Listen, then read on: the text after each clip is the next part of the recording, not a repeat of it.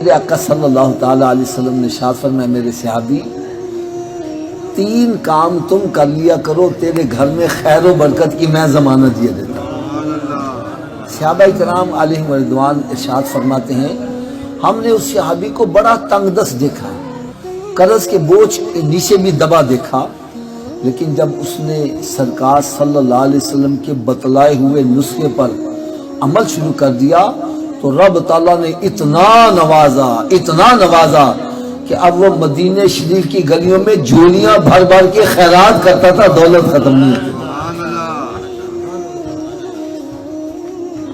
تو ہو سکتا ہے کہ آپ حضرات کو بھی اس نسخے کی ضرورت ہو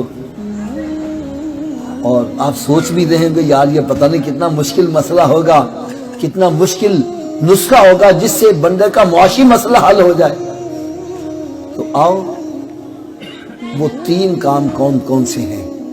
نمبر 1 فرمایا جب گھر میں داخل ہوا کرو تو گھر والوں کو سلام کر دیا کرو۔ کیا کرنا جی؟ سلام کر لیا کرو۔ دوسرا کام فرمایا 1 مرتبہ مجھ پر بھی سلام بھیج دیا کرو۔ اور تیسرا کام فرمایا 1 مرتبہ سورہ اخلاص بھی پڑھ لیا کرو۔ اب تینوں کام کیسے کرنے ہیں میں پریکٹیکل کر کے بتلا دیتا ہوں۔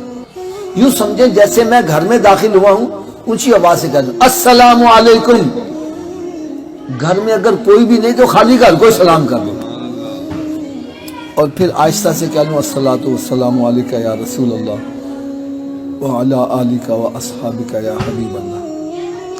اور تیسرا کام بسم اللہ الرحمن الرحیم قل هو اللہ احد اللہ الصمد لم یلد ولم یولد ولم یکن لہ کفوا احد۔